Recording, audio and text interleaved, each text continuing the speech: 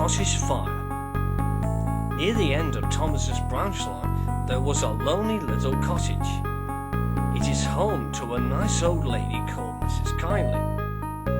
Mrs Kyndley is a friend to Thomas and the other engines.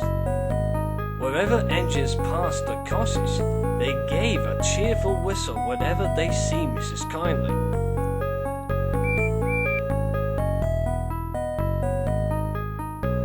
One morning, Thomas arrived at Knapford Station. He saw Mrs Kyndley waiting on the platform. "Hello, Mrs Kyndley," he tooted. "What are you doing here?" "I'm going to the mainland for a weekend to see my sister," said Mrs Kyndley. "How excited," whistled Thomas. "And you, Thomas," said the fat controller, "are to take Mrs Kyndley to Vicarstown to catch her train to the mainland." "Yes, sir," said Thomas. And he puffed away with Mrs Kyndley on board Annie and Cleverbell. Later, Lady met Percy, Toby and James. "Have any of you seen Thomas?" she asked. "Yes," replied Toby. "Mrs Kyndley is going away for the weekend, to the mainland." "And Thomas is taking her there," added Percy. "Oh," sighed Lady. "I thought he was going to help me collect stones from the quarry and take them to Elsbridge Harbour." "Yes, but helping Mrs Kyndley has to come first," said Toby. "I remember when Thomas and I had to go and rescue her from the snowdrift in time for our Christmas party." "And I remember helping Mrs Kyndley to find a good luck package for her daughter's wedding," peeped Percy. "And I remember helping to cheer Mrs Kyndley up when her sister couldn't stay with us," said James.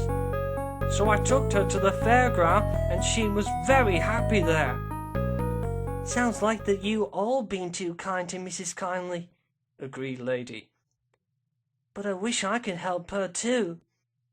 "Well, you never know, Lady," said Toby. "All you need to do is to keep your eyes open for anything." Lady agreed, and she puffed away. Lady arrived at the quarry. Mavis had shunted some stone trucks for Lady to take to Elsbridge Harbour. Lady was soon coupled up. "Thank you, Mavis," she whistled. "You're welcome, Lady," chuckled Mavis, and Lady puffed cheerfully away.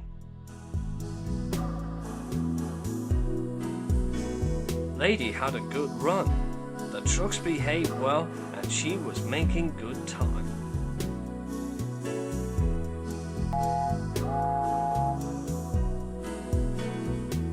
But her good day was about to go bad. As Lady came to Mrs Kyndley Cottage, she saw smoke billow from the nearby bush. "Oh no!"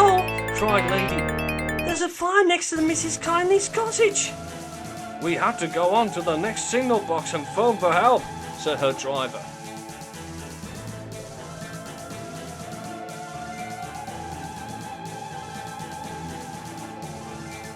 They told the signalman, who then quickly phoned for the fire brigade.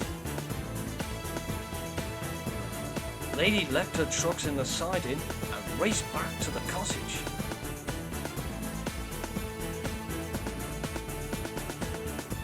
The fire brigades were already there, but there was a problem. "There are no hydrangeas around here," cried the fireman. "But we can't leave the fire, it will burn the cottage next." Then Lady had an idea. "Use the water in my tank. I've just filled it up this morning." So the fireman put the hoses into Lady's tank. And it wasn't long before the fire was completely out. The fire has started by some campers who left their campfire unattended. Lady was pleased that the cottage was safe, but she doesn't have enough water to take the trucks to the harbour. So Toby arrived to help Lady to the water tower. Lady's tank was full again, and she delivered the stone trucks in no time at all.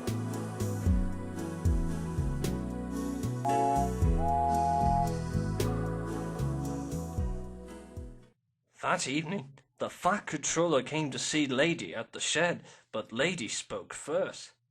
I'm sorry I was late delivering the stones, sir, she wheezed. That's all right, Lady, smiled the Fat Controller. I'm very proud of you.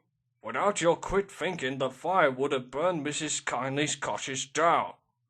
You are a really useful engine. Thank you, sir, said Lady happily. A few days later, when Lady arrived at Nafford Station, Thomas and the other engines were waiting there, with the Fat Controller and Mrs. Kyndley. A fire chief presented Lady a fire service medal. All the engines whistled and cheered.